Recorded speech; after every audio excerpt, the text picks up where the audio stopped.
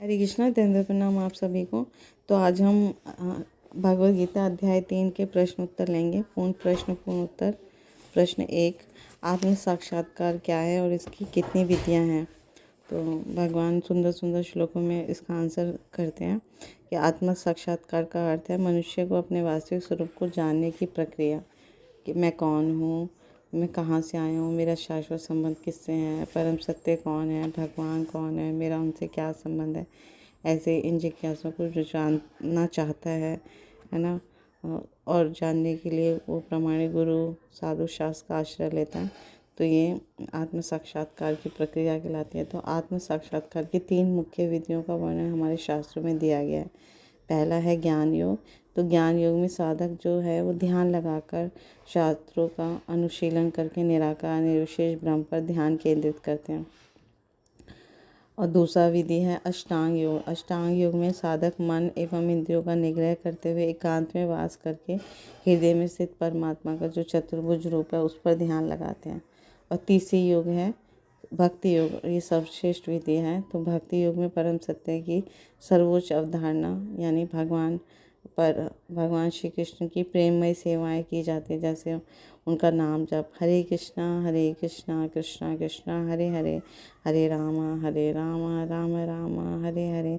भगवान के पवित्र नाम रूप गुण लीला धाम के बारे में श्रवण करना, कीर्तन करना, स्मरण करना, भगवान श्री कृष्ण को भोग लगाना, उनके नामों का प्रचार प्रसार करना, भक्ति स्वयं भी करना, औरों को भी बताना। तो ये जो तीसरी विधि है भक्ति, भगवान को सर्वाधिक प्रिय है और ये आत्म साक्षात्कार का सबसे सर्वश्रेष्ठ और सरल मार्ग है। और इस कलयुग में और भी सरल बता दिया गया है हमारे आचार्य द्वारा। और श्री चैतन्य महाप्रभु इसी की संस्तुति करते हैं कि कैसे हम इस कलयुग में केवल भगवान के पवित्र नामों का जप करके स्वयं भक्ति करके औरों को भक्ति सिखाकर शीघ्रता से आत्म साक्षात्कार को प्राप्त कर सकते हैं। प्रश्न 2 है मिथ्याचारी कौन कहलाता है। तो मिथ्याचारी वे हैं जो बाह्य रूप से कर्मेंद्रियों को वश में करने का दिखावा करते हैं, लेकिन मन हमेशा इंद्रिय विषयों में के चिंतन में ही रहता है। वे कभी अपने मन को भगवान के सेवा में लगाने का प्रयास भी नहीं करता। तो निश्चित रूप से वो स्वयं को तो धोखा दे रहा है, औरों को भी धोखा देता है। तो ऐसा व्यक्ति मिथ्याचारी कहलाता है। तो हमें ऐसे लोगों से सावधान रहना चाहिए अगर हम भक्ति पथ पर हैं तो, और समझ जाना चाहिए। तो इनसे दूरी बना के अपने स्वयं को भक्तों का संग देना चाहिए, तभी हम भक्ति कर पाएंगे सरलता सहजतापूर्वक। प्रश्न 3 है संपूर्ण वर्णाश्रम धर्म का उद्देश्य क्या है। तो वर्णाश्रम भगवान द्वारा बनाए गए हैं और उसका क्या उद्देश्य है। 4 वर्ण होते हैं, 4 आश्रम होते हैं। 4 वर्ण होते हैं ब्रह्मचारी, गृहस्थ, 4 वर्ण होते हैं ब्राह्मण, क्षत्रिय, वैश्य, शूद्र, और 4 आश्रम होते हैं ब्रह्मचारी, गृहस्थ, वानप्रस्थ और सन्यासी। तो ये वर्णाश्रम व्यवस्था भगवान श्री कृष्ण द्वारा स्थापित की गई है ताकि सामाजिक व्यवस्था सुचारू रूप से चले। तो जिसमें समाज में सभी लोग जो अपने गुणों के अनुसार कर्म करते हुए सुखपूर्वक रह सकते हैं, और साथ ही उन कर्मों को भगवान श्री कृष्ण की प्रसन्नता के लिए करते हुए जीवन का जो परम लक्ष्य है भगवत प्राप्ति उसे प्राप्त कर सकते हैं। तो श्रीमद् भागवतम में भी 1.2.13 में बहुत सुंदर श्लोक आता है, अतः पुंभी द्विश्रेष्ठा वर्णाश्रम विभागश स्वनिष्ठितस्य धर्मस्य संसिद्धिर्हरितोषणम। अतः हे द्विश्रेष्ठ, निष्कर्ष यह निकलता है कि वर्णाश्रम धर्म के अनुसार अपने कर्तव्यों को पूरा करने से जो परम सिद्धि प्राप्त हो सकती है वह है भगवान को प्रसन्न करना। तो कोई किसी भी वर्ण में है या आश्रम में अगर वो भगवान की भक्ति में संलग्न है तो वो सबसे सर्वोपरि है उसका वर्ण। तो भगवान को प्रसन्न करता है, भगवान के पवित्र नामों का जाप करता है, भगवान की सेवा में लगता है, भक्ति करता है, तो बहुत अच्छा है। भगवत प्राप्ति ही उसका लक्ष्य होना चाहिए। प्रश्न 4 है समस्त यज्ञों का क्या उद्देश्य है। तो समस्त यज्ञ क्यों किए जाते हैं। तो उत्तर में भगवान बहुत सुंदर आंसर करते हैं कि समस्त यज्ञ जो है वो भगवान विष्णु की प्रसन्नता के लिए होते हैं। तो वेदों का आदेश है यज्ञो वही विष्णु। यज्ञ में जो हम आहुतियाँ डालते हैं, आहुतियों के माध्यम से हम भगवान श्री विष्णु को भेंटें अर्पित करते हैं। इसके अतिरिक्त यदि अन्य व्यक्ति के लिए यज्ञ किया जाता है तो केवल वो कर्म बंधन ही प्रदान करता है। क्योंकि श्रीमद् भगवद गीता 3.9 में हमें पता चलता है यज्ञार्थार्थ कर्मण्यो अन्यत्र लोको अयम कर बंधना। तो सारे यज्ञ जो हैं भगवान विष्णु की प्रसन्नता के लिए हैं। और इस कलयुग में सर्वश्रेष्ठ यज्ञ जो है वो संकीर्तन यज्ञ है, जो हमारे प्रामाणिक गुरु साधु शास्त्र हमें बताते हैं। तो जितना अधिक हम संकीर्तन यज्ञ करेंगे उतना ही हम भगवान को सरलतापूर्वक प्रसन्न कर पाएंगे।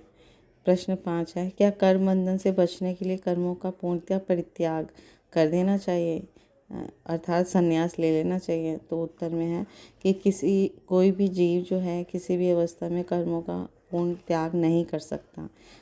कहीं भी रहेगा उसे कर्म करने ही पड़ेंगे। तो अपने नियत कर्मों को अगर वो त्याग भी देता है तो दूसरे कर्म करने पड़ते हैं, जैसे उदर भरण के लिए, पेट के लिए ना, पेट को पालने के लिए उसे प्रयत्न करना पड़ेगा, श्वास लेनी पड़ेगी, निद्रा लेना पड़ेगा, इधर उधर भ्रमण करना पड़ेगा, शरीर निर्वाह के लिए कर्म करना ही पड़ेगा। तो चाहे कोई सन्यासी क्यों ना धारण कर ले तो कर्मों का त्याग नहीं कर सकता। इसलिए सन्यास की सिद्धि भी अपने कर्मों को भगवान श्री कृष्ण के संबंध में करने में है। यानी अगर हम भगवान को प्रसन्न करेंगे, उनसे अपना संबंध बनाएंगे, तभी हमारा सन्यास की सिद्धि मिल सकती है। अन्यथा ऐसा तथाकथित सन्यासी कुछ कर्मों के परित्याग करके अन्य भौतिक कर्म करेगा, है ना, जिससे वो भौतिक जगत में बनता ही मुक्त नहीं हो पाएगा। तो इससे कुछ अंतर नहीं पड़ेगा। तो सबसे महत्वपूर्ण बात है कि हम किसी भी वर्ण में हैं, किसी भी आश्रम में, अगर भगवान की प्रसन्नता के लिए या भगवान की सेवा कर रहे हैं तो हमें कर्मों का परित्याग करने की आवश्यकता ही नहीं है। हम हर कर्म भगवान को अर्पित कर दें, उसके फल भी भगवान को अर्पित कर दें, तो यही वास्तव में संन्यास है। और इससे हम अपने मनुष्य जीवन का परम लक्ष्य बहुत सरलता से प्राप्त कर लेते हैं। प्रश्न 6, कौन से कर्म कर्ता को कर्म बंधन के स्थान पर मुक्ति प्रदान करते हैं? तो उत्तर में बताते हैं भगवान श्री कृष्ण कि भगवान विष्णु भगवान कृष्ण को प्रसन्न करने के लिए सारे कर्म जो हैं वो कर्ता को किसी भी प्रकार के बंधन में नहीं बांधते, अपितु वे उनके जीवन के सभी कर्म बंधनों को से छुटकारा दिलाते हैं। कर्माणि निधत्ते किंतु जब भक्ति भाजाओ, शिवम संहिता में कहा गया है कि भगवान श्री कृष्ण के लिए अगर हम कर्म करते हैं, ऐसा व्यक्ति जीवन के पश्चात उनके शाश्वत धाम को चला जाता है और इस जीवन में भी परम आनंद की अनुभूति करता है। तो भगवान श्री कृष्ण का अगर हम सेवा में लगते हैं, उनके लिए कर्म करें, तो हम इस भौतिक जीवन से तुरंत उसी वक्त मुक्त हो जाते हैं। और इस तरह की भक्ति में कर्म जो होते हैं, कृष्ण भावना भावित कर्म होते हैं, वो सभी कर्म बंधनों से हमें छुटकारा दिलाते हैं। प्रश्न 7, यज्ञ करने से देवताओं को आहुतियों के रूप में उनके भाग मिलते हैं, तो फिर हम मनुष्य देवताओं के लिए यज्ञ क्यों करें? वे स्वयं यज्ञ क्यों नहीं कर सकते? तो अगर कोई मनुष्य देवताओं के लिए करता है तो देवताओं को उनका भाग मिलता है और वो हमें फिर सुख सुविधाएं देते हैं। तो प्रश्न ये है कि देवता स्वयं क्यों नहीं यज्ञ कर सकते? तो इसके उत्तर में भगवान बहुत सुंदर बताते हैं कि सृष्टि का जब आरंभ किया था प्रजापति ब्रह्मा ने, तो भगवान श्री कृष्ण ने निर्देश दिया था। तो उनके निर्देश अनुसार एक ऐसी व्यवस्था बनाई उन्होंने जिसके अंतर्गत देवी देवता जो हैं वो पृथ्वी पर रहने वाले जीवों को विभिन्न प्राकृतिक संसाधन जैसे वर्षा का जल, वायु, सूर्य का ताप, ये सब प्रदान करेंगे सभी देवता, तो जिससे पृथ्वी के जीवों का निर्वाह हो सकेगा। तो बदले में पृथ्वीवासी उनको कृतज्ञता के रूप में कृतज्ञता अपनी व्यक्त करते हुए भगवान श्री कृष्ण के निमित्त अगर यज्ञ करेंगे, जिसमें भविष्य के रूप में वे देवी देवताओं अपना भाग ग्रहण कर सकते हैं और ग्रहण करते हैं। तो जैसे इसको उदाहरण से समझेंगे, जैसे एक राजा द्वारा जल विभाग बनाया जाता है जो प्रजा को जल की आपूर्ति करता है, तो बदले में राजा को जल के लिए शुल्क देती है ना, प्रजा जो है राजा को कर देती है और उस शुल्क से राजा जल विभाग के कर्मचारियों को वेतन प्रदान करता है। तो इसी तरह जब हम यज्ञ करते हैं तो देवताओं को भी उनका भाग मिलता है ना, तो इस तरह से उनको अपना भाग मिलता है, वेतन मिलता है। तो ये एक पूरी व्यवस्था जो है भगवान श्री कृष्ण द्वारा बनाई गई। तो ब्रह्मा जी ने जब सृष्टि का आरंभ किया तो ये व्यवस्था के अनुसार सुचारू रूप से पूरा सृष्टि चल रहा था। लेकिन इस कलयुग में जितना अधिक हम संकीर्तन यज्ञ करेंगे उतना अधिक हम देवी देवताओं को प्रसन्न कर पाएंगे और भगवान को भी प्रसन्न कर पाएंगे। प्रश्न 8, कलयुग में वैदिक शास्त्रों ने किस यज्ञ का विधान किया? इस कलयुग में कौन सा यज्ञ सर्वोपरि है? तो उत्तर में इसका उत्तर है कि कलयुग में केवल और केवल वैदिक शास्त्रों ने संकीर्तन या भगवान के पवित्र नामों का कीर्तन का विधान किया है। हरे कृष्णा कृष्णा कृष्णा हरे हरे, हरे रामा राम राम हरे हरे। तो ये इसका प्रवर्तन जो है स्वयं भगवान श्री कृष्ण चैतन्य महाप्रभु ने किया है ना, जो राधा कृष्ण के मिलित स्वरूप थे। उन्होंने ये प्रवर्तन क्यों किया? समस्त लोगों के उद्धार के लिए किया। तो कलयुग में भगवान श्री कृष्ण स्वयं इस संकीर्तन यज्ञ की विधि को लागू करने के लिए श्री चैतन्य महाप्रभु के रूप में अवतरित हुए। तो इस यज्ञ में क्या करना है? कोई भी जीव अपनी जीवा मात्र पर, है ना, जीवा मात्र के द्वारा आहुति डाल सकते हैं। जीवा से बोल सकते हैं हरे कृष्णा कृष्णा कृष्णा हरे हरे, हरे रामा राम राम हरे हरे। तो इस संकीर्तन यज्ञ को अधिक से अधिक करके जीवन अपना शुद्ध बना सकता है। प्रश्न 9, भगवद गीता में चोर किसे कहा गया है? तो भगवद गीता में अध्याय 3 में चोर उस व्यक्ति को कहा गया है जो किसी अन्य व्यक्ति की संपत्ति को बिना उसकी अनुमति के ही हथिया लेता है ना, उनसे परामर्श नहीं लेता या उनसे स्वीकृति नहीं लेता और उसका उपभोग करता है। तो इस जगत में हमें जो कुछ मिला है वो भगवान श्री कृष्ण द्वारा प्रदत्त है, क्योंकि भगवान श्री कृष्ण वर्षा, सूर्य ताप, नदियाँ, समग्र भूमि, वायु, समस्त बीजों के स्वामी हैं। तपा में हम निगृणामि उत्सृजामि, भगवद्गीता 9.19 में कहते हैं भगवान, हम जो भी उत्पन्न करते हैं उस पर हमारा स्वामित्व होता है। अतः क्योंकि ये सभी संसाधन भगवान श्री कृष्ण ने उत्पन्न किए हैं तो उन पर स्वामित्व भी भगवान श्री कृष्ण का है। तो इस जगत में प्रत्येक मनुष्य को सारी वस्तुओं को, मनुष्य जो भी वस्तु संसाधनों का प्रयोग करता है वो भगवान श्री कृष्ण की अनुमति के बगैर ही भोगता है। तो वह भगवद गीता के अनुसार चोर है। स्तेन एव सह। तो एक भक्त जो है वो अपने जो भी वस्तु का उपभोग करता है पहले वो भगवान श्री कृष्ण को समर्पित करता है और फिर उस वस्तु के वास्तविक स्वामी का उपभोग की अनुमति प्राप्त कर लेता है। अगर हम भगवान को अर्पित करेंगे, है ना, तो भगवान की हम अनुमति ले रहे हैं और फिर उसके बाद उनका प्रसाद हम ग्रहण करते हैं, तो फिर वो चोर नहीं कहलाता। इसके अतिरिक्त जो भी अपने अपने भौतिक इंद्रिय तृप्ति को तुष्टि के लिए उपयोग कर रहा है तो वो चोर है। वास्तविक में उसे चोर कहा गया भगवद गीता में। प्रश्न 10 है, भगवान को भोग लगाना क्यों आवश्यक है?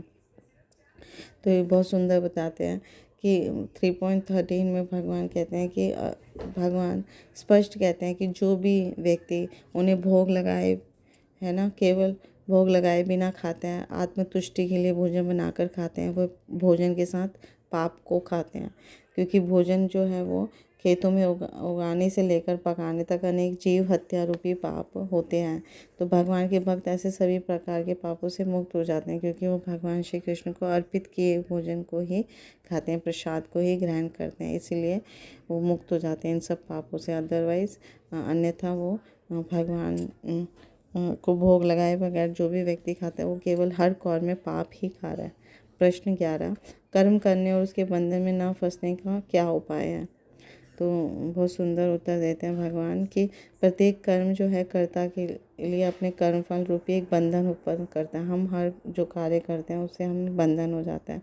अच्छे कर्म से हमें पुण्य कर्म मिलते हैं और बुरे कर्मों से हमें पाप फल मिलते हैं। तो इन बंधनों से बचने का एकमात्र उपाय जो भगवान श्री कृष्ण की भगवद गीता में बता रहे हैं कि अगर कोई भी व्यक्ति अपने कर्म फलों में अनासक्त होकर, है ना, नियत कर्मों को करता है और कर्म फलों को भगवान श्री कृष्ण को अर्पित कर देता है, तो कोई भी कर्म से बांध नहीं पाते हैं इस भौतिक जगत में। तो वह जीव जो है वो मुक्त जीव हो जाता है और इस तरह से वो अपने आप को भौतिक जगत से मुक्त करके, है ना, इस मनुष्य जीवन का परम लक्ष्य प्राप्त करता है।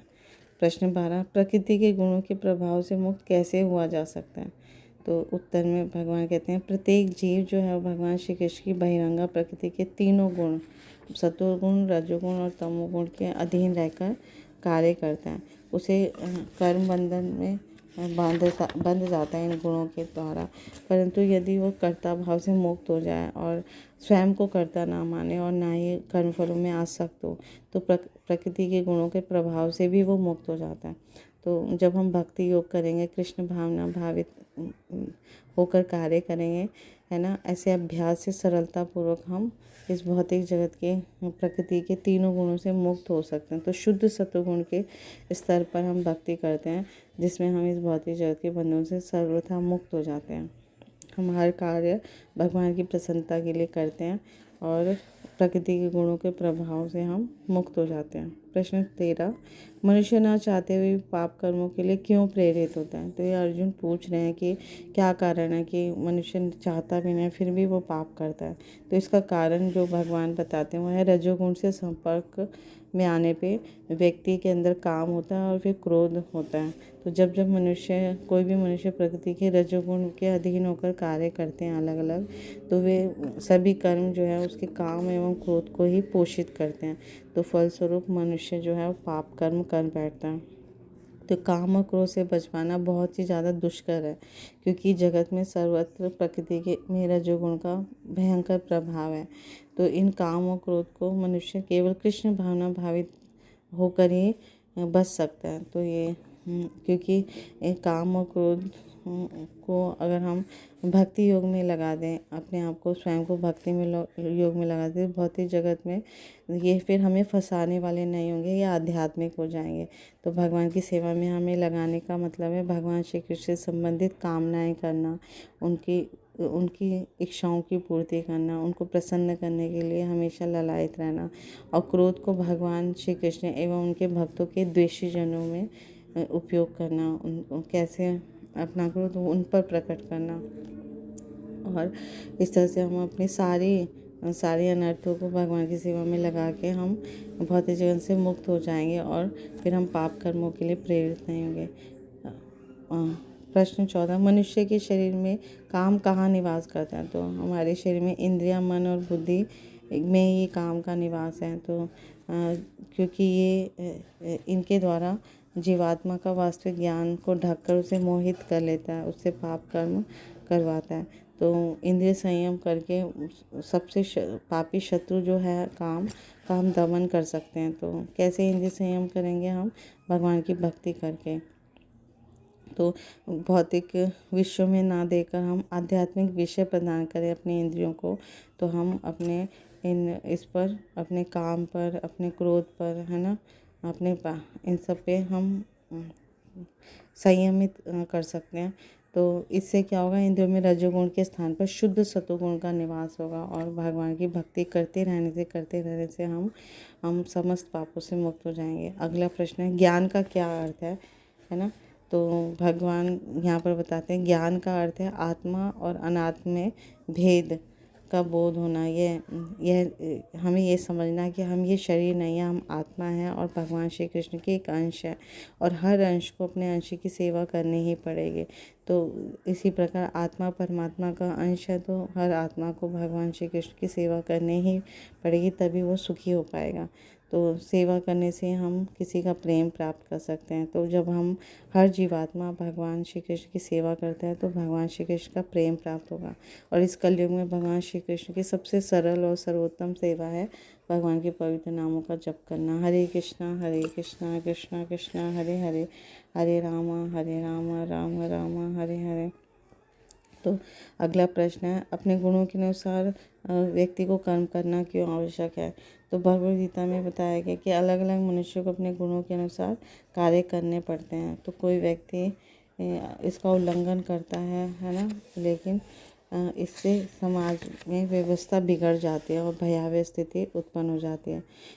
तो हम कोई अगर व्यक्ति ब्राह्मण गुण वाला है तो उसे ब्राह्मण का कार्य करना चाहिए। तो गुण कर्म विभागश, गुण के अनुसार ये वर्णाश्रम धर्म विभाजित है। तो अगर कोई ब्राह्मण गुण वाला व्यक्ति क्षत्रियों के व्यक्तिपरक कार्य करेगा, है ना, और तो वह युद्ध करते हुए भयभीत हो जाएगा, है ना, और अपने साथ साथ दूसरों का भी विनाश का कारण बनेगा। इसलिए और यदि कोई शुद्ध गुण वाला व्यक्ति ब्राह्मणों के कर्मों से आकर्षित होकर उसमें संलग्न हो जाएगा तो पापचारी ब्राह्मण के रूप में समाज का विनाश कर देगा। इसलिए अपने गुणों के अनुसार ही व्यक्ति को वृत्तिपरक कार्य करने चाहिए। तो इस तरह से हम भगवान की सेवा में, हम किसी भी वर्ण में हैं, किसी भी आश्रम में, अगर हमारे अंदर भगवान की भक्ति का गुण उदित हो जाए तो हम अपने लिए भी अपना भी कल्याण करेंगे और दूसरों का भी कल्याण करेंगे। तो यही हमें समझना है कि हमें अगर भक्ति योग भगवान श्री कृष्ण को केंद्र में रखें तो हमारा हर कार्य जो है वो दिव्य बन जाएगा। तो इस कलयुग में हम किसी भी वर्ण में हैं, किसी भी आश्रम में, किसी भी परिस्थिति में हैं, किसी भी देश में, किसी भी काल में, भगवान की भक्ति करके ही हम अपना और सबका सुंदर कल्याण कर सकते हैं। और इस